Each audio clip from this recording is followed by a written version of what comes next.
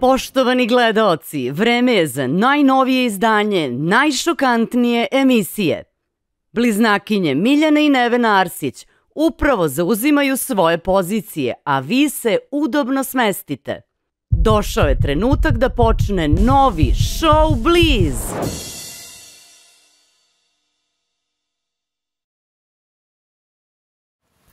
Dobrodošli, poštovani gledaoci. Vi gledate novo izdanje emisije Showbliz. Kao što ste i navikli, ekskluzivni gosti dolaze kod nas kako bi bez cenzure govorili na sve teme.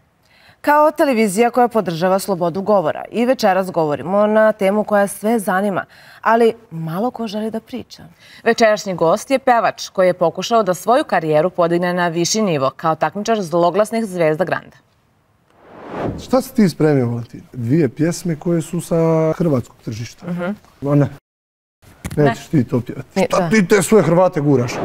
Iako vrlo talentovan, dobio je ogromnu podršku publike. Nije se plasirao u finale. Večeras progovara o svim detaljima takmičenja. Sve ono što niste mogli da vidite preko malih ekrana. Takmičari su se javno izjašnjavali da su morali da plate vrtoglave cifre da bi prošli u sljedeći krug. Stojim iza bine i pripremam se za svoj izlazak, znači lagano pijem dok nisam popio skoro više od pola flaše viskija. Čekam da me prozove Saša. Već me vide među finalistima. I zbog toga nisam potpisao ugovor. Ceo put njegove karijere od samog početka pa sve do sada. Večeras raskrinkavamo i otkrivamo pravu istinu. Vi gledate Showbliz sa Valentinom. Ostanite uz nas. Dobrodošli, poštovani gledaoci. Večerašnja emisija će biti pravo osveženje za sve vas. Svakako će biti jako interesantno i zanimljivo do samog kraja. Spremili smo jedno iznenađenje i mnogo skandala, a sve u skladu sa pričom koju smo slušali nedeljama unazad. Već ste čuli u najavi otprilike o čemu ćemo govoriti, a ja predlažem da ostanete do samog kraja i vidite onaj kako se to kaže? Najmasniji deo. A možda tako? Večerašnji gost samo na prvi pogled deluje fino. U stvari, vidjet ćete večeras. Večerašnji gost, Valentino. Dobrodošao. Dobro vas našao. Nevena i Miljana. Kako lep naglasak, obožavam. Dobrodošao. Kako se osjećaš? Pa možda bi se osjećao da sjednem između vas tu, ali ne smijem to sada. Ne smiješ, jel' tako? Ne smijem sada. Vidiš kako smo krenuli burno od početka, vidiš ti to. Ja kažem da on samo deluje fino.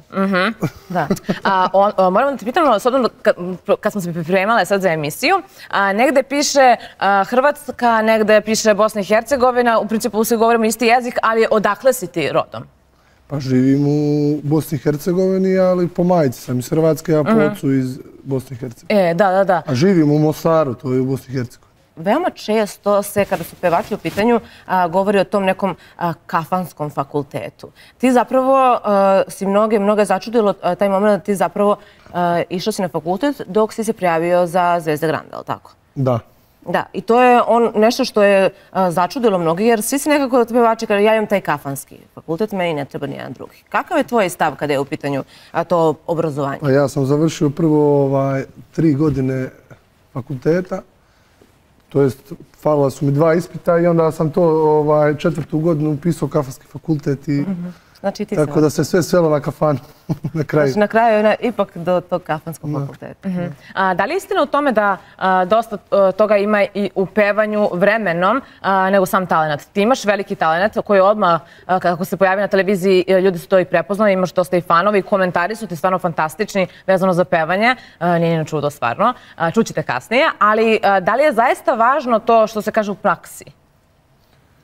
Pa naravno, talent je nešto što je osnovna stvar. Ja posjedujem taj talent, dar od Boga, kako god se kaže.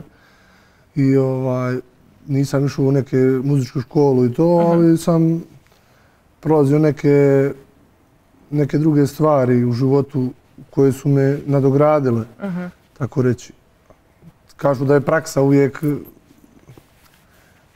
znatno važnija od nekih drugih stvari, ali poštujem sve kolege koji su završili muzičku školu. Ima dosta zvijezda koji nisu, a na velikom su nivou, tako da...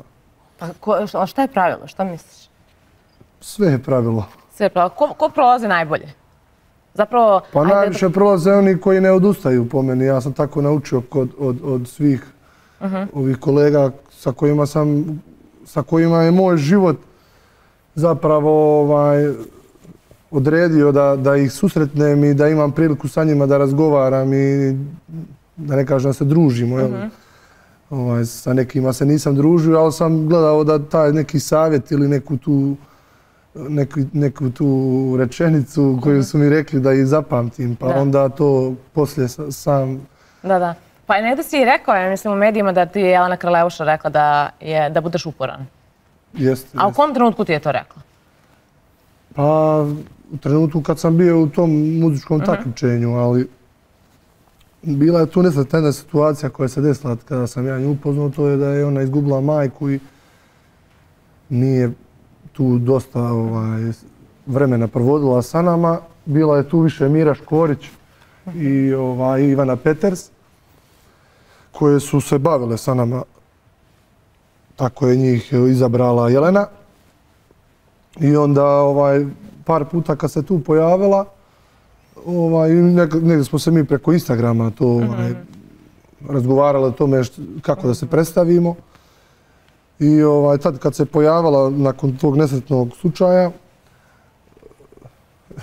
bilo je tu nekih situacija, mislim, koje ne znam kako da ispričam, ali... Probe rečima.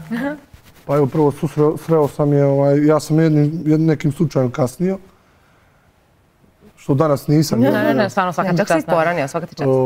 I kiša je padala, prvo ona je sjedla u autu i sada ja imao sam kišobran i znam da je to njezino auto i priđem i sad ja čekam gore da me Ivana prva Peters napadne, zašto kasniš, kako je to, mislim ona je već meni bila slala poruke i sad kako nisam ja imao vremena da njima javim da, mislim šta da im javljam, da je Jelena sa mnom dolazi. Ali ulazimo i nas dvoje, to je na Bežanijskoj kosi u Grand produkciji. I dolazimo, sad svi čekaju da me napadnu, a Jelena je tu. Znači Jelena te izvukla. I onda kaže ona meni, šta si ti spremio, Valentino? Ja govorim, spremio sam dvije pjesme koje su sa hrvatskog tržišta, to jest hrvatski izvođači. Dobro. I kaže ona, koje, reci? I ja kažem, a ne, nećeš ti to pjevati. Evo, dade mi svoj telefon, kaže, idi na hodnik kući Džeja, uspeo sam u životu, što nije bio loš prijedlog. Jako dobar, ali u tom trenutku, prvo kad se spremiš za nešto, imaš strogo to u glavi, ali očekivao sam da će možda da se promijeni ta neka pjesma. Ali zašto, koji je razlog bio promjene? Da oni smatraju da ti to ne stoji ta pesma, da ne možeš da izvedeš kako treba? Ne bih da kaže zbog kojeg razloga, jer ona rekla razlog. Vjerojatno su smatrali da naša publika to neće prihvatiti, je li tako? Ne, direktor produkcije je tražio da ja nešto promijenim, kaže Saša Matić, Peđa Medenica, Džej, sve to što ti pjevaš, super, to si pokazao da znaš. Dobro. Ajde nešto drugo, da vidimo odakle si ti. Dobro. Nešto odakle si ti, da vidimo kako će to biti. A ona, pošto nije tu bila jedno vrijeme, kad se vratila, šta ti te svoje Hrvate guraš? Ja govorim, ja Hrvate, ali kako da napravim promjenu? Ja govorim, direktor mi je rekao da promjenu neku napravi. A Oliver Dragojević, njegove matrice ne možeš da dobiješ, jer je to strogo zaštićeno. I onda možeš samo sam da zadužiš nekog stručnog pijanistu da ti odsvira to, pa da onda predstaviš se sa Oliverom. Uradili su to kandidati, pjevali su. Ali eto, ja negdje sam bio možda u stisci s vremenom, što je meni uvijek bio negdje, ne znam kako to sebi ja dozvolim i zbog čega dođem u stisku s vremenom, ali meni je to vječno tako. Čekaj, i kako onda od Džeja, od šta se Saše Matića do Džale? Za Džeja se nismo bili odlučili, ja i Jelena, nego smo se odlučili za neke druge pjesme i ona je pogriješila. I zbog toga nisam potpisao ugovor i hvala joj.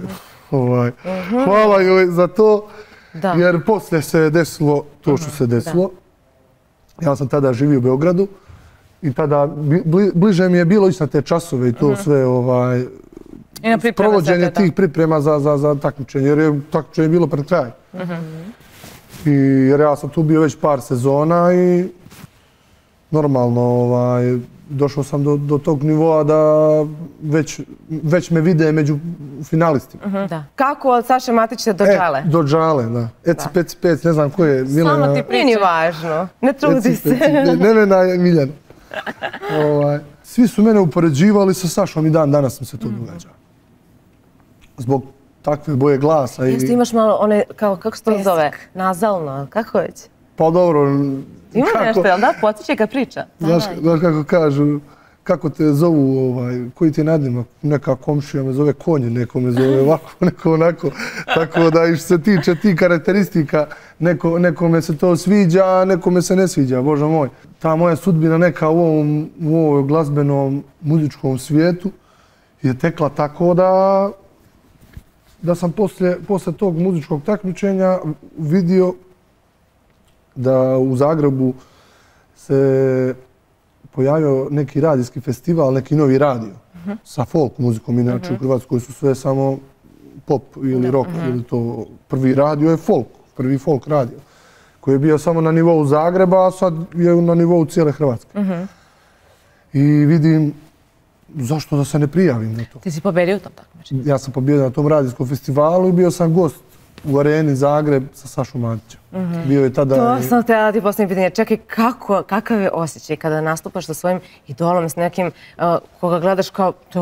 Saša i Dijana su ozbiljne zvezde. U tom momentu tvoji uzori. Ti si sad na velikoj bini sa svojim idolom. Kakav je osjećaj? Pa mogu ti reći da je bio jako uzbudljiv osjećaj, jer ja sam prvo po danu došao u tu arenu. Nisam ja ni znao šta ću pjevati. Jer sam čekao Saša, sad će reći. I ja sam predlagao da otpjevamo duet od Kemala Montana i od Olivera. A on mi je rekao, Valentino, ti ćeš pjevati samo ovu noć. Ja bih volim da bezum. Ajde, super. Odradim ja tonsku probu. I čekam da krene koncert. Nije to kao sada što mi u diskotekama radimo, nego je to malo ranije kreće koncert normalno. Nema ono da mi čujemo 1, 2, 1, 2.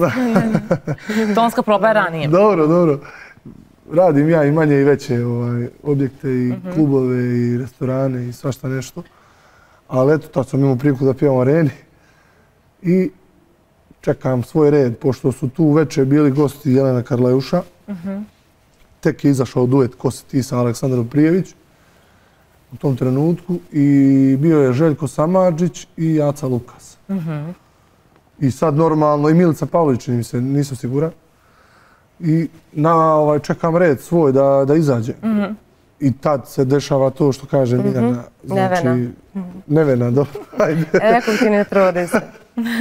Ja se izvinjavam, neću više griješiti. Znači, Miljana i Nevena. Apsolutno te razumijem i opravdano je. Šta se dešava? Pa tamo sam vas vidio, vas dvije. I vi sjedite i onda ste mi se mimoišle i sad ne znam ko je ko. I onda se dešava da čekam red za svoje pjevanje. Ali stojim iza bine. Normalno u backstage-u tu gdje... Ti ne vidiš koliko ima ljudi tu, je li tako? Pa u toj areni svaki izvođač ima svoju garderobu. Samardžić ima svoju. Ja sam bio tu u Sašinoj garderobi gdje su bila njegova supruga i kćerke i to. I pripremam se za svoj izlazak, znači lagano pijem dok nisam popio skoro više od pola flaše viskija. Zbog treme, jel? Pa drago mi je što sam tu, mislim. To je moj sami početak, ja tada nisam još imao svoju nijednu pjesmu. Čekaj, ali nisi imao u glavi da ćeš pijan da izađeš pred publiku, da ne preteraš? Pa nisam bio pijan. Kako pola flaše viskija? Nego sam bio u treningu, u to vrijeme sam malo više pio, sad ne pijem, skoro nikako. Što mi je drago, jer ljepše se osjećam. Ali čekaj, koliko je to izvodljivo, ajde realno, da piješ sokiće na nastupu ili u kafani? Ne pijem ja sokiće na nastupima, nego pijem alkohol, ali ne pijem mnogo. Jer ima dosta tvojih kolega, na primjer, koji kažu ne, ja alkohol, ne to. Pa kako? Pa ne znam ja za njih. Mislim, nedavno sam se susreo sa Peđom Jovanovićem. Čovjek je uveče kad smo mi svi bili sa nekim pićem. Da. Isto je to bilo u Zagrebu, on je imao nastup u Lisinskom. Ja sam isto bio gost, pa on čovjek naručio produženi espresso u velikoj šolji sa toplim ili hladnim, nijekom nije bitno. Mi svi gin, tonik, nema čašu vina, Dobro, ali on, ja mislim, ima ovih problema, ili tako? Jel on ima problem sa... Ja sam ga tad pitao, Peđa, jel ti stvarno, kaže ne. Si bolestan? Da, šta ti je? Kaže on, ne pijem, brate, nikako. Da. Ali to je taj mentalitet i generalno tako je na celom Balkanu je tako. Naprimjer, kažeš ne pijem alkohol, ne kažeš što ti fali nešto, si bolestan ili kao si alkoholičan, kao što ne piješ. Ali meni zaista nije jasno zašto je potrebno da se pije alkohol da bi bio dobar provod. Ne, mora. Mislim, meni je svako super. Ja slušam, na primjer, tebe sad u kafani i meni je super. Ja igram sve vreme i lepo mi je. Da li ćeš trezno da lomiš čaše? Pa ne bi trebalo nikako da ih lomim. Od kristala? Od kristala. Ne znaš šta je provod, ako Kad smo kod toga, vidimo se u Zagrebu, je li tako? Ne, vraćamo se u arenu. Znači, ja stojim, sada sam već izašao iz backstage-a i hoću da se popenjem stepenicama na izlazak, čekam da me prozove Saša. Ja, stepenice, da. Ova noć ima čudnu noć, dajem sve, u ovoj noći sve. Noćas mi se luduje, noćas nemam sna, noćas čašu ljubavi ispimo do dna. Da li ste spremni? Ljubio sam u sne. Miroslav Ilić ponovno sa vama nakon 15 godina. Polomiću čaše od kristala. Arena Zagreb, 18. listopad. Ulaznice možete kupiti na eventim.hr.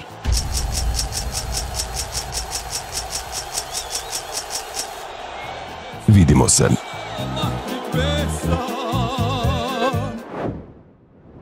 I poslije te pjesme sam ja... Tada se ništa ne sjećam. Sve što sam odradio za tih par minuta sam gledao na snimkama i mogu vam reći da je taj bljesak ljudi, čini mi se da je bilo oko 15.000, stvarno Vatreno krštenje. Mislim, nažalost... Neki kažu kad vide tako mnogo ljudi da im se zatvori grlo. E pa to sam baš htio reći. Nažalost, Saša ne vidi te ljude, ali on ih osjeti možda i jače nego ja u tom trenutku. Možda i pamti bolje taj trenutak neki nego ja. Jer je meni to doslovno bio bljesak. Pa mislim, možda su me dosta tih ljudi prepoznali u areni, nisam siguran. Jer ja dosta stvarno u Hrvatskoj jako puno nastupa imam u Hrvatskoj, jako puno me vole ljudi iz Hrvatske. Ne kažem da me ne vole iz Bosne, iz Srbije i Crne Gore. Kako si došla uopšte na ideju da se prijaviš u Zvezda Granda? Jer to ranije je bilo takmičenje kako bi trebalo da bude takmičenje za pevače, a opet vremenom je postalo to neko zloglasno takmičenje. Pa tako sada vidim da mnogo se priča o tome. Nažalost, čovjek više nije živ koji je bio glavni od svega toga. Glava svega što se kaže. I kako je vrijeme prolazilo od tih prvih sezona nadalje, tako su se i mijenjali neki uslovi koje produkcija nudi za sve kandidate i izvođače. Uglavnom, ja sam tada to pratio, ali sam baš odlučio da se prijavim kada je bio Amar Gile. Ja, on ima i sad divan glas. Čekaj, možda je jako sličan, je li tako? Imate sličan glas? Pa imamo slično. Baš sada na ručku sam bio sa menadžerom njegovim i kaže mi,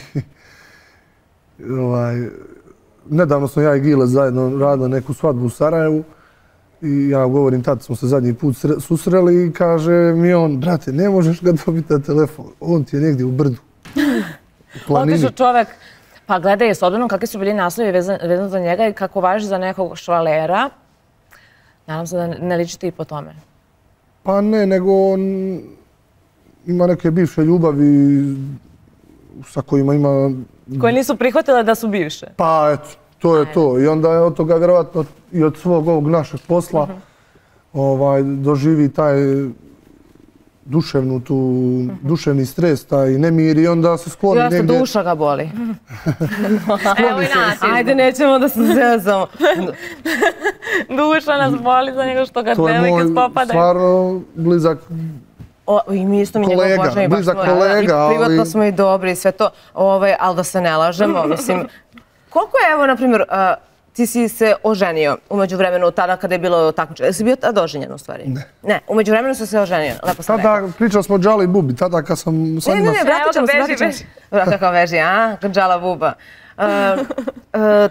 Tada nisi bio oženjen, umeđu vremenu si se oženio. Koliko je teško, evo, pevaču, evo, mi vidimo, čujemo sve te skandale. Negde clickbait, uvek je kliktabilno taj moment kad si pevač, oženjen. Odmah je nekako to sinonim za švaleraciju. Koliko je teško ne biti švaler u kafani? Pa vidite, ja sam učio se da profesionalno se bavim ovim poslom. I onda rekao sam i na početku da sam uvijek od tih nekih kolega slušao savjet ili neke te stvari pamtio koje su mi rekli. I moram vam reći, imao sam jednu saradnju, bila je kratka, ali za mene je važna saradnja. Za svaku pjesmu mogu da kažem sve. Poslije ove Arene desila se moja prva pjesma, ali ova pjesma o kojoj sad pričam je pisao i komponovao Vojaž za mene. On mi je baš rekao, kao, brate, jel ti imaš, kaže, susret sa ovim djevojkama? Pa govorim, brate, normalno nastup, kao i ti što. Nemoj, kaže, nikada da takve neke stvari da... Govorim, pa ne radim, mislim, izbjegavam to, ali bukvalno tad kad mi on to rekao, nešto ti se u glavi... Da, neki znak, nešto. Onda nisam, bukvalno gledam da ne pozdravim, mislim, ali kako je teško, onda upravo se dođe obožavateljka i hoće da se slika sa tobom, pa ne znam, pišu ti sigurno na Instagramu ili ne znam šta, kako, da li je poverenje važna stvar u odnosu? Pa naravno, to je broj jedan, povjerenje i taj moj posao koji moram da odradim do kraja. Pa treba da se dođe do kluba malo ranije, normalno, u backstage, da popiješ piće i onda kreće nastup. Nekad neko hoće da se slika odmah posle prvog bloka. Naravno, gledam to da ispoštujem, a uvijek ja posle prvog bloka se presvučem i to onda imam neko svoje vrijeme u backstage-u, pričam sa kolegama šta ćemo dalje, kako je bilo u prvom bloku i tako dalje i onda kreće drugi blok. I posle drugog bloka je to slikanje koje se mora obaviti. Ne mogu ja sada otići da se ne pozdravim sa gazdom, da se ne zahvalim svim tim ljudima, menadžeru kluba i tako dalje. Ti se presvučaš tokom prvi i drugi blok.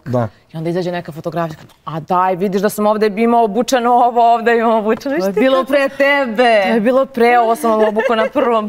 Vidiš da sam ovdje drugačije obučen. To nije to. Dobro, vi sad meni dajete ideje kako da ja... Kako da se švalerišem. Ne damo tebi ideje, nego njoj savjet. Da pripazi na te detalje. Da, to su ti detalji. Ali zapravo, u stvari, važno je to razumevanje. I druga stvar, važno je ako to imaš u krvi. Ako si ti, na primjer, privatno malo voliš da šetaš, to će biti samo plus onda u kafani kasnije i kad nisi tu, razumeš? Ali on baš meni ne deluje tako uopšte. Ne deluje ti, jel? Ja ti Amargele deluje tako. Pa ni on mi nije delovao. Ali nije drugačije, vidiš kako je on fin, kako je on ljubazan, kako je znaš što je fora? Htjela sam malo pre se našalim, ali ajde, krenula si na ozbiljniju priču i onda nisam. Kad si rekao, kolege su me savjetovale vezano za brak i za sve to je. I one su sve većinom, htjela sam da kažem, su se razvale. Ko te je najviše savjetovao i koji je najbolji savjet koji si čuo od kolega? Vezano za šta? Vezano za tvoju karijeru, vezano za brak, vezano za generalno za karijeru. Najbolji savjet sam čuo samog sebe što tiče tih privatnih stvari i od svoje supruge, naravno. I onda kad dobiješ kritiku neku, onda to može biti usput i savjet. Naravno. Tako da, što se tiče tih privatnih stvari i odnosa mene i supruge, to smo nas dvoje sami, ali kažem vam, kad pričamo usput i o karijeri i o svemu, onda on je tak čovjek koji mi je to rekao. Da, jeste. Mladić, zapravo je ključ, da. Zapravo je ključ privatnost a ne, on mi je dao, iza zatvornih vrata. on mi je stvarno baš dao taj savjet. Nije me on savjetovao, ne znam ni ja o čemu. Zapamtio sam taj njegov savjet. Jer on je to iskreno meni rekao. Da, iz najbolje namere u stvari, da ne bi Pričao je on meni o svojim privatnim stvarima i kako je on, zbog čega se nešto desilo i tako dalje, vezano u nekom njegovom životu koji je on imao sa Breskicom. Svi znamo da je on cijeli život proveo sa njom u početku karijere. Pa tako su svi proslavili na kraju krajeva zajedno. Da, to je to. Ja sam sigurna da će mnoga zanimati na primjer. Evo, pomenuo si. Koji ti je savjet dala, rekao si Jelena Krleuša ti je dala savjet da budeš uporan. Koji savjet ti je dao Lukas? Aca Lukas? Pa on generalno... Jel se sećaš možda kakav je on, ti si izjavio već, ima u medijima tvoje izjava da ti je on pružio podršku, u tom momentu je on bio u žiriju, tako, za vrijeme tvog takmičenja i da ti je generalno pružio podršku, ima tvoja izjava za to za medije. Da li se sećaš nečega što ti je on rekao možda, a što si primjenio odmah ili uvažio? Pa ne sjećam se nekog baš savjeta od njega, ali se sjećam nekih životnih priča iz kojih ja sam onda neke stvari na osnovu toga gledao sam na neke stvari drugačije kad sam vidio kako on to, šta je on sve prošao. Jer imali smo priliku da se družimo. Jedan put kad je on bio dole na Primorju Hrvatskom, tada je još bio sa suprugom, nije bio razveden i onda smo skupa svi, pošto sam ja dobar prijatelj sa njegovom ćerkom od njegove bivše žene, i onda su oni traže neki brod da se negdje odvezemo do... I onda normalno znate kad idete negdje s brodom, onda to ide jutro rano. A Aca je to obećao Viktoriji maloj. I onda je on to... Mora da ustane ujutro. Nego mora to sad odmah da se riješi jer to je bilo posle podne. Znaš, ali on je njoj obećao i sad ona to očekuje od njega. I onda ajde, ja sam to brž bolje nekako riješio. I onda smo svi zajedno otišli i to je taj jedan dan sa Acom Lukasom, to bukvalno zapamtiš kako on to sve priča, kako on to... Ne možeš da ne zapamtiš. Svako sat vremena ide da spava pola sata. Da. Znači od 4 do 5 spava pola sata do pola 6, onda bude malo budan, onda opet ide spavati, tako... Da se preveze, kako puni se za večeras. I onda mi je pričao neke te dogodovštine o Dinu Dvorniku, o svemu tome, o nekim menadžmentima koje je on prošao. Da, a koliko je važno da imaš zapravo takve, da kažemo, žive legende u sebe, u tvojoj karijeri koja je tek raste? Pa zato sam i na početku rekao, želim da nešto ispričam u svom životu, zato sam i ovdje. To su se sve slučajno desilo. Da. Nisam ja ganjao nekoga da ga ja sretnem. Nisam tražio od nekoga nešto... Nešto preko veze, ništa od toga. Nekada sam nešto i poslovno tražio, pa ih upoznao. Tako i Džalo i Bubu, tako i Vojažar. Ja sam Vojažu rekao, želim pjesmu. Da. Jer on je sve što je napisao je sebi. Breskici i jedna pjesma je napisana meni. Ozbiljna čast. Realno. Pa dobro. Da li će njemu biti čast ili meni, to ćemo vremenom vidjeti, a što se tiče mene... Ali može se reći da si negdje rođen pod srećenom zvezdom, jer mnogi jure da budu u društvu zvezda, pogotovo ako želiš da budeš i kvalitetan pevač, da imaš karijeru i da se ostvariš generalno u tom pevačkom, što se kaže, nebu. Prosto, mnogi jure da budu u društvu ozbiljne zvezda u kojoj su tebi situacije, prosto život je sam naveo. Tako je. Što se tiče Džala i Bube, također to je jedan part of life, što se kaže. jedan dio života koji sam ja, koji ću uvijek pamtiti. I tu saradnju sa njima i sve neke te savjete poslovne, marketinške trikove. I svi znamo kako oni taj marketing rade i da ne pričamo o tome kako piše Džala i... Da, skandalozno. Stvarno su Skandalozno. za pohvalu što se mene tiče. Pa dobro, ali znaš šta, mnogi ne bi smeli možda na taj način da budu toliko otvoreni možda za medije. Šta misliš ti? Jel bi ti možda Oni su na tronu, da se razumijemo. A da li bi ti želeo da izgradiš taj imidž u smislu da sa novinarima bukvalno budeš kao da ispiješ kafe, u smislu da otkrivaš sve, možda i više nego što bi trebalo? Pa ja sam sada htio da kažem da o načinu pristupa poslu njih i onda usput sam htio da kažem na koji način je, na primjer, on Severini napravio hit, na koji način je napravio Milanu Stankoviću hit, na koji način je napravio meni hit. Mi smo svi izvođači koji imamo totalno različiti glas i karakteristike glasa i sve ostalo. I onda treba, to je zadatak jednog kompozitora da prilagodi izvođaču pjesmu. Tako je on meni napisao ko će ti kupiti Valentino nego Valentino. Da. I to je bio hit. Da, zato što je fora više i onda je pevljivo. Ali je meni to negdje ležalo u tom fazonu. Jer mi smo imali više pjesama, a nije svaka postala hit. Da, ali je hit pesma Savršena. I kako je nastala pesma Savršena? Ajde, polako. Zato što sve devojke su kao savršene, a u stvari u pesmi je reč o nečemu drugom. Tako da, hajde da čujem kako je nastala pesma. Ovi će se gledalci zabrinuti, pa čeka koliko čovjek ima pjesama. A pa mi da pokažem da, zato si ti ovdje, da mi lepo otkrijemo ljudima. Ima mnogo pjesama, čini se oko 15-ak, sada sam baš snimio još pjesama. Ali eto, u tom trenutku kad se desio El Fuego, ovu svu priču je započela mlada dama ovdje. Je pametno. To si se lepo izvukao. Ona. Bili smo krenuli priču o tim svim nekim stvarima vezano za moje pjesme. Pa smo prošli mnoge neke moje singlove i dio karijere. Pa smo došli do Savršene. Savršena je pjesma koju je radio Rale Ratković, koji je kompozitor, mnogo pjesama je napravio, Lopov uvijek osjeti, pa ne znam, Bio si mi drag, Zmaj, April, sve to od Indire Radić i od tih nekih mega hitova koji dan danas se slušaju i koji... I pevaju se, naravno, i traže se svuda, da. Meni je stala na mailu ta jedna pjesma koja se zove Ljubavnica. Da, Ljubavnica, da. I taj demo je pjevao Milan Dinč iz Dinča.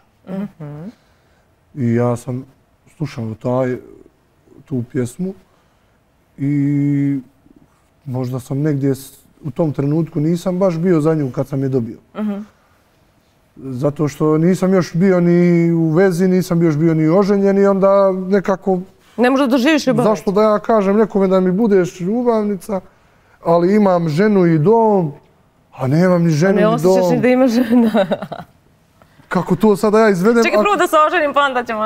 Ja sam se oženio, to jest sve sam to obavio, Bogu hvala. I usput da promijenim stil, da više nisam kod Džale i Bube jer moj glas je, što kažu, iz naroda i folk i sve to kako se može da se nazove. Narodno, da pevaš narodnu muziku, tako. Pa zato što možeš I ja sam negdje htio da to promijenim, ali svi su me opet u El Fuego kad sam snimio upoređivali Sašu. Pa onda sad snimim Savršenu, opet Saša. Vidim ja u komentarima, ali nemam ja ništa protiv toga. Što ljudima to tako zvuči, Bogu hvala. Pa da, čak ti imponuje sad. Sve su neke zvijezde koje su počinjale, ličile na neke stare zvijezde. I vremenom daš svoj pečat na neki način, hvala Bogu. Tako da eto, to je jedan dio svih tih mojih pjesama je pjesma Savršena koja stvarno ima 30 i nešto miliona. A kako je došlo do toga da se promeni ime pesme? Pa kao oženio sam se. Znaš kao, oženio sam se, nisam smeo. Nije Ljubavnica, nego je Savršena. Pa baš to ja i Rale kad smo to zajedno, pošto on ima taj specifičan pristup poslu, dosta izvođaču dozvoljava da skupa to nekako sve posložimo kako treba.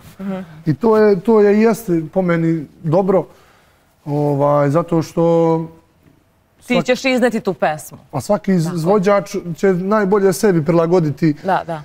Pa možda će on i pogriješiti, ali ako je pored tebe taj čovjek koji je prošao mnogo, koji je napravio toliko hitova, neće ti on dozvoliti neke stvari da ti mijenjaš ako on ne vidi da je to ispravno. I tako korak po korak se stvara taj hit. A u stvari je jako važno da i ti negde osjetiš pesmu da bi mogao da je izvedeš, je li tako? Slažem se, naravno. Mislim, ja kad sam tu pjesmu analizirao kako bi je ja izveo sam je drugačije nego što je otpeo Dinča. Neke stvari sam drugačije odradio. Tako da, eto, desilo se. Tako i on je, čini mi se, rekao bolje da bude savršena nego ljubavnica, da ne otkrivamo, kaže. Ozbiljno govorim. Ali ja moram ti priznam, kada kucaš na internetu, ljubavnica izađe savršena. Znači, kad kucaš ljubavnica, izađe savršena pesma. Pa sve su to pojmovi po kojima se istražuje neki projekat nečiji. Ili nečija pjesma. Kad sam bio kod Džala i Bobe, ja vam kažem, oni su mi svi opet upoređivali sa Sašom. Nemam problema. Super. Znaš kako to jeste? Kompliment. Nije da su te upoređivali sad da ne vređamo neke tvoje kolege, ali sad da tu neko upoređuje sa Sašom, mislim, sve što treba da uradiš da dodaš još neki pečat, pola posla određeno. Tako je. Mislim, realno tebi je olakšano. Htjela sam malo pre da te pitam nešto, kao neko ko je mladi izvođač, znači karijera je pred tobom. Sam kažeš da si se više puta u životu susreo negde po Srećnom zvezdom, namesti si situacija da sretneš i sarađuješ sa zvezdama, pa eto budeš u Areni Zagreb sa Sašom Matićem, da budeš na brodu sa Acom Lukasom. A dobro, ja smo imali više tih druženja. A dobro, ali i u Beogradu. To ti kažem, ali to si ti. On ima običaj reći, nervira me rozo svetlo. I onda prođe preko semafora. Ali malo ko ima, da kažem, tu sreću da se nađe u društvu tih velikih zvezda. Većina tih koje si nabrao, evo Buba, Džala, Aca, Lukas, pomenuo si Karleušu, Amargile, opet... Miroš Korić. Dobro, Miroš Korić, ali Miroš Korić da izuzmem iz ovoga što ću sada pitam, zašto mi ne spada. Svi su negde imali skandalozan moment koji je negde bio odskočna daska. Da li smatrate za jednu karijeru je potreban taj skandal? Eto Severina. Pa evo sada kad sve se to nabrajali, meni je, želim da pomenem, ajmo reći, nešto prije tog takmičenja. A u suštini je povezano sa dosta tih izvođača sa kojima sam se susreo. Jedan moj prijatelj je vlasnik diskoteke jedne u Mostaru. Tad ne postoji ta diskoteka, ali je bila najaktuelnija u tom trenutku kad sam ja prije 7-8 godina. I onda normalno tu kako sam ja radio, nisam bio konobar i šanker, ali sam radio sve što je bilo potrebno za voditelje kluba da otvorim vrata nekome ko dolazi i znači ja sam uvijek radio. Viš kao domaćin, da kažemo. Pa eto, a i po danu ima raznih poslova koje treba da obavi. I onda naveče normalno u backstage-u susretneš neke te i imao sam tad priliku da upoznam menadžere mnoge neke ili kad sam ja dolazio u Beograd onda oni zovnu iz Mostara kažu dolazi pa ga pripazite da mu sve bude kako treba. Tako da nepokojni Bor Lalević, on je 9 godina bio menadžer Aci Pejoviću. Tako sam i njega upoznao i čovjek iz kojeg isto sjećam se nekih njegovih priča i vodio me na neke utakmice koje ne mogu da zaboravim. Pa dobro, mislim. Znaš kako kažu, za koga si jel si za Partizan ili za Zvezdu? I ja nisam ni znao, mislim, nije meni bilo. Mislim, znao sam da ide igrao je Zvezda i PSG. On stvarno priča o utakmicama, čovjek. Pa čovjek me odveo na utakmicu. Ali Crvena Zvezda i PSG. PSG. I onda zbudljiva utakmica. I sada kroz te prolaze prođemo ja i Bor Lajović i na ovu tribinu i on mi stavi šal i uslika se sa mnom i pošalje njima. I automatski sam ja postao... Njihov fan, da kažem, ajde kao... Nije fan, nego navijač njihov. Ljubitelj Crvene zvezde, jel? E sad, kako to da se objasni ljudima ako oni to vide? On će misliti da sam ja sam sjeo u auto iz Mostara, krenuo do Beograda da pogledam utakmicu i da... Ali mislim, meni je to, nisam imao ništa protiv toga. Znači, može bez skandala? Može. Nije po meni može, nego mora. Mislim, jedino tako je. Mada ta saradnja sa Džalom i Bubom, to može da se nazove skandalozno. To dobro, da. Jer rijetki su izvođači koji su to uradili. Mislim, Maco Pejović isto to snimao kod njih, Maja Berović, ne znam nijako još sve kod njih snimao. Ali u tom trenutku... Šok je. Pa nije, nego smo mi imali taj marketing takav skandalozan, Bogu hvala, kad se snima u društvu i kad oni žele da naprave nešto... Naprave priču? Pa naprave priču. Dobro, tako funkcionišu oni, prosto tako funkcionišu. Idemo na prvu rubriku za večeras, a to je Udar seme sile. Udar seme sile je naša rubrika da mi komentarišemo naslove koji su ispratili tvoje dosadašnje prosto i gostovanje i pojavljivanje u medijima. I sad mene ovako zanima. Kaže, Saša Matić uradio pesmu Zvezdi Granda, Valentino progovorio o Dželi Ramović, ali i o Mariji Šerifović i Ani Bekuti. Sad, to je taj skandal, kao ti si progovorio o njima. Šta si rekao o njima? Ti si zapravo rekao da tokom takmičenja mnogi su komentarisali i pružili ti podršku, a da si od nekih možda nisi osjetio podršku koju si očekivao. Ne mogu se sjetiti šta sam rekao. Ti si rekao, a sad ću ti reći, Marija Šerifović me je bila nagazila, po znacima navoda, ne znam zbog čega, ona me je najmanje gotivila. Aha, to sam rekao. Pa dobro, to nije ružno, to je lični stav u tom trenutku. Dobro, zato kažem, pričamo o podršci. Pa dobro, to je okej. To sam okej. U kom smislu nagazila? Što ti malo komentarisala žustrije, šta? Nije me ništa uvrijedila, nego je ona tako... Ona ne propušta, teško popušta. Znači, ako postoji nešto, vidite kako su svi ti neki kompozitori, svi neki drugi ti uvidjeli u meni talent taj koji posjedujem da bi mogao napraviti taj hit.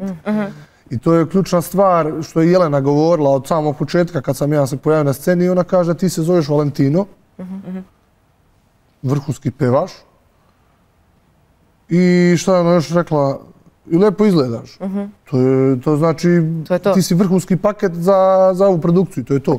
Ali Marija nije takva. Dobro, možda je Marija smatrala da možeš bolje od toga.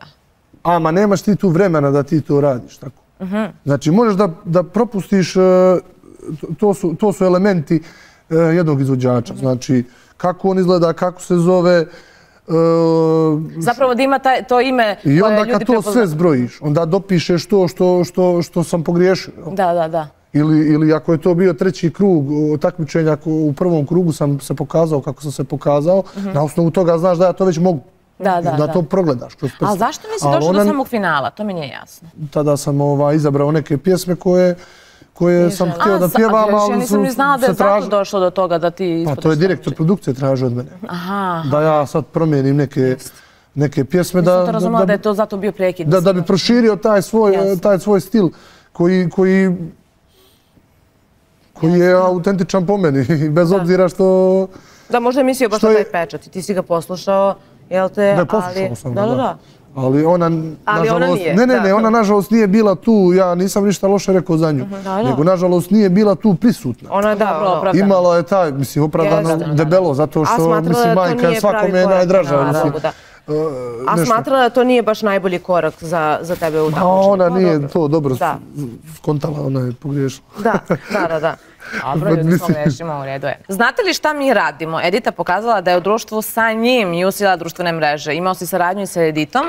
Bio je neki story, pa smo krenuli. Nije bila saradnja, nego tada kad sam pravio tu prvu pjesmu, to je bilo u studiju kod Bojana Vasića i Edita je bila prisutna i usput sam snimio još jednu pjesmu koju nisam izdao, a ta pjesma se baš Editi dopala.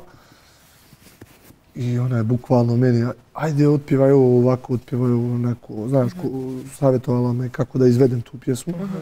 ne znam ja što se tiče dueta sa njom tad u tom trenutku. Ja nisam Bilo je o kao tome... spekulacija da što je objavila taj story, pa kao da li se ovo sprema saradnja? Pa da, moglo se tako reći, ali nisam ja to pitao njih, Bojana, nisam od njega tražio da pravi pjesmu za nas, nego sam završavao svoju prvu pjesmu. I tako taj susret sa njom imao sam poslije na nekim nastupima i ona stvarno cool. Ali eto i nju prate neki skandali u karijeri. I ona otvoreno govori o tome. Pa eto i gledalci mogu da pogledaju, ona je bila i u pretresu na Hype televiziji, tako da možete pogledati tu celu emisiju. Da. Što je interesantno. U stvari treba dozirati. Ja sam stekla takav utisak da, to ipak je strada. Ljudi vole da negde su ima taj i vizualni moment.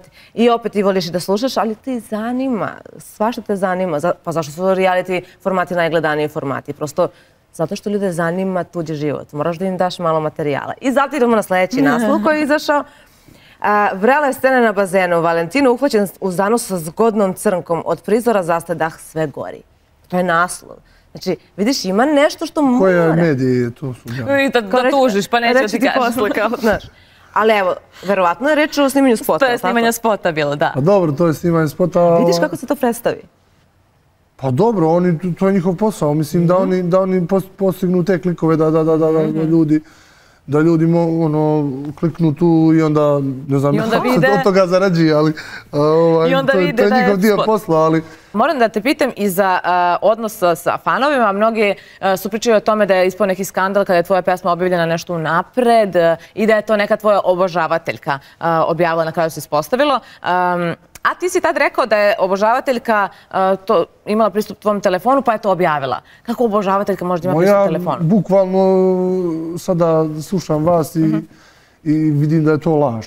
Ali što se tiče mene, osobno prije mog, prije nego što sam prije braka, sam nekad nekim djevojkama poslao to. Ali ne sjećam se da je to bilo objavljeno.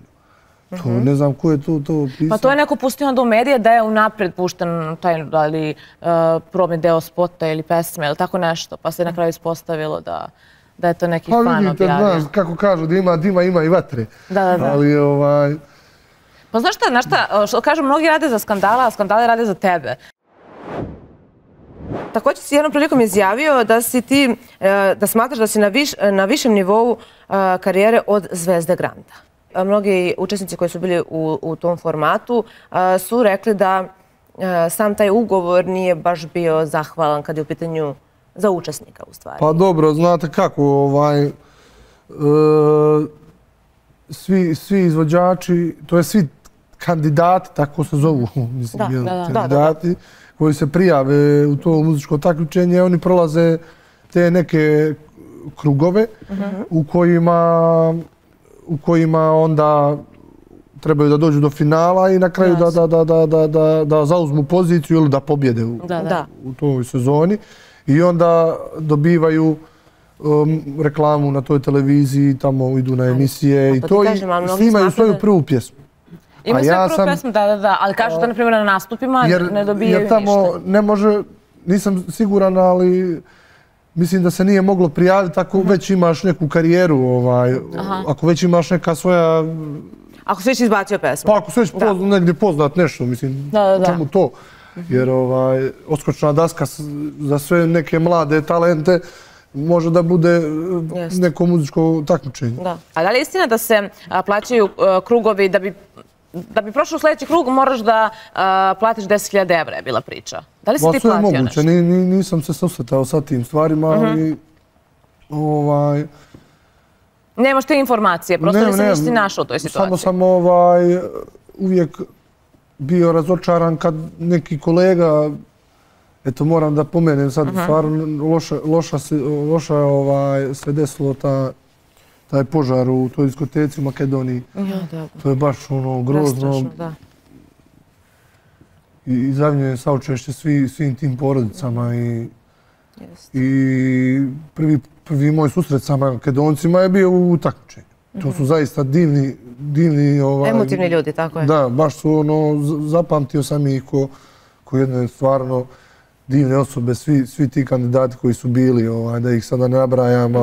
Dobro, kao neko ko ima negde iskustva ili što ti kažeš taj kafanski fakultet, kad smo se već dotakli te teme, evo ispred takođe i Hype televizije da izjavimo saučešće svim porodicama koji su izgubili svoje najmilije. Kako komentarišeš konkretno tu situaciju, da se kratko osvrnemo na to, pošto to može biti bilo koji tvoj kolega. Mislim, ti odeš na nastup, ne očekuješ da će od pirotehnike da nastane haos. Pa ne, to je definitivno haos. Znači, ne znam kako da to je toliko nesretan trenutak, nikada to nisam u svom životu čuo, da se desilo u svijetu, a ne kod nas. Možda se desilo se bilo prije par godina u Novom Sadu, znam da je jedna diskoteka izborila 9 osoba je bilo Dobro, da li si se nekada susreo tokom dosadašnje to karijere sa tim da ti neki kolega, koleginica ili nešto tako podmetni nogu? Pa nisu mi podmetali nogu, ali su mi, na primjer, rekli da će se nešto, di se držali svoje riječi, razumiješ? Ja kad kažem nešto, to je to. Da. Razumiješ? Nema laži, nema prevere. Da. A koliko ima podmetanja noge na estradi danas? Pa ja sam živio u Beogradu tada kada sam, to sam vam rekao, i onda je bila korona, COVID-19, koji je normalno, nekako su se ljudi svi vratili, jer ja nisam rođen u Beogradu, ali sam i danas povezan sa Beogradom poslovno i volim Beograd, zato sam tu i živio, jer volim Beograd. Ne bi tu živio da ne volim taj grad. Moraš da voliš, da. Pa moram da volim, naravno. I imao sam dosta tih nekih prijatelja i sa estrade i menadžera i sa kojima sam mogao da se susretnem, da se vidim, da popijem sa njima, što kaže, kafu, da ono, čuveni menadžer Neša Dizel, na primjer, sa njim sam provodio neko vrijeme, on je prije bio Aci Lukasu na početku neke karijere, menadžer i Samardžiću i Saši Matiću. To je bilo isto 90-ih tamo. Bili su Black Panthersi tada. Tako da nekih priča njegovih savjeta sam dosta od njega čuo i pošto su on i Željko Samardžić kumovi, a i Samardžić iz Mostara, onda sam ja sa njima dosta provodio tu vremena tada kad sam saživio. I tako da sve ta neka lijepa sjećanja ima. Znaš šta, vidi se po tebi da znaš šta. Vidi se po tebi da si, što se kaže, onako skandalozan. Možeš da budeš skandalozan, ali kod tebe, to je mislim za pohvalu, što će to zvuči čudno, ali za pohvalu je kod tebe to što si ti previše dobro vaspitan i onda i odnos sa medijima zasnivaš na kulturi. Tako je. I svaka ti čast na tome i ja te stvarno ti želimo da uspeš u to, baš da nastaviš u tom maniru. Baš da ne bude skandal. Ja bih baš voljela. Jer sam po sebi vidi se da znaš mnogo, ali imaš taj... Ali ima granicu. Da. Kočnica. Pa da, ima taj kodeks kafanski da ne priča. Pjesme će moje pokazati. Da, idemo na pesmu, da. Pesme će moje pokazati, da. Pokazati sve to, pa ne kažem da neće biti skandalozna pjesma nikada. Pa naravno da ne ureknemo to. Nećemo te ureknemo. Jer ako je u pitanju neki duet, moguće da će se desiti i onda tako nastaju i skandali. Moj posao je da ja stvaram muziku. Tako je. I da smatraš sebe umetnikom? Naravno. Da. Umetnik je svaki čovjek koji je doprinio nekom glazbenom dijelu na svoj način. Da li je on bio muzičar, da li je bio izvođač ili je bio kompozitor. Apsolutno. To je taj talent. To je taj detalj koji može da doprinese znatno tom nekom hitu. Da, s obzirom da si rekao da pevaš te narodne pesme i da moraš da se prepoznaš u tim pesmama. Pesme za dušu. Pesme za dušu. Da li si ti privatno emotivan? Pa jesam, naravno, i to mogu da ispoljim u ljudima svojom pričom i svojim pjevanjem. Da. Da im ispričam neke stvari koje sam prošao u životu, pa da im iz toga oni nešto od mene čuju i da im putem mojih pjesama, evo sad upravo izlazi i balada jer ta pjesma... Izlazi iz tebe ili izlazi da čujemo deo? Izlazi. Ne otežavaj, nije ovo kraj. Ova ljubav je sve što imamo. Kad sam letio, kad sam padao, ovo srce te nije izdalo. Sviđa mi se. Ali znaš, treba da čačneš. Publiku treba da čačneš. Jeste. A sad, za sam kraj, pošto uskoro završavamo, ja moram da te zamolim, zato što želim da čujem taj deo pesme. Ljubavnica, u stvari savršena ljubavnica, neka bude joj, sad šta sam rekla sad. Pogledaj moje lice, da li ti sretno izgleda i ne spuštaj glavu dole, ne bježi od mog pogleda. Pitaš me što se žalim kad imam novac, ženu, dom. Imam, al ti mi fališ, ja bih da zamijenim te s njom. Da mi budeš ljubavnica, ne bi bilo me sramota, ne bi bilo me sramota da me s tobom ljudi vide. Želio bih više od života, više od života. Hvala ti puno, Valentino. Nama je bilo zadovoljstvo večeras da pričamo sa tobom. Svašta nešto. Ovo bi moglo da traje u nedogled, zato što... Ja sam čak htjela da mu zadam jedan blizazov, ali bojim se da ne znam kako će... Nemamo više vremena. Neka bude ovo da je blizazov, vidiš... Prosti kolega, jel možeš samo jednu fotografiju sa... Čekaj da odjavim emisiju. Samo da odjavimo emisiju. To moramo da ostavimo za sljedeći put, jer sam smislila, evo, u sred emisije ja sam smislila savršen blizazov i ja mislim da će to biti bukvalno hit. Za sve one gledalce, prvo ćemo da se zahvalimo prijateljima emisije, Voda divna i tim interijera, ovaj savršeni naš namještaj. Moramo da se zahvalimo, stvarno da uvek uživamo i uvek prelepo izgleda ovaj studio. Da najavimo još lepši studio, pogotovo sada pred predstojeće i praznike. Za sve one koji slučajno nisu ispratili večerašnju emisiju, uvek je mogu pogledati na YouTube kanalu Hype TV-a i naravno pratimo se na svim društvenim mrežama. Valentino, tebi hvala na gostovanju i što si izdvojio vreme. Hvala vama zaista na pozivu i nadam se da ovo bila jedna emisija koju ćete pamtiti. Mislim, znam da mnogo zvijezda, mnogo gostiju dolazi ovdje. Ja sam nadam da sam ostavio neki trag ovdje u ovom studiju. Jesi, ali vidjet ćemo se još. Pazi, nismo mi još završile. Bile smo previše fine. Jesmo, da. Ovo je bilo vatrno poštenje. Ne, vi ste meni, znači, vrhunski, znači, kombinacija blizanke, mislim, stvarno, kako se kaže, blizankinje. Ja vam predlažem jedan spot za mene, kad bude, ako budete zainteresovane. Može, jer autentične ste zaista i... Zbog toga ste i ovdje u Hype, mislim, direktor. Samo najbolje su. Znaš kako, mi smo ti hodajuća atrakcija, istina. I često i dobijamo te ponude za spotove, ali naš direktor Saša Mirković nekako nas čuva, tako da, ali vidjet ćemo možda budemo u tvom spotu. Mi smo uvek za najbolje stvari, tako da ne zaboravite da pratite ekskluzivne vesti na našem portalu Hype TV.rs. Nikako ne zaboravite da pratite bosanski kanal, Makedoniju, Hrvatsku, Sloveniju i vidimo se sljedećeg petka u isto vrijeme.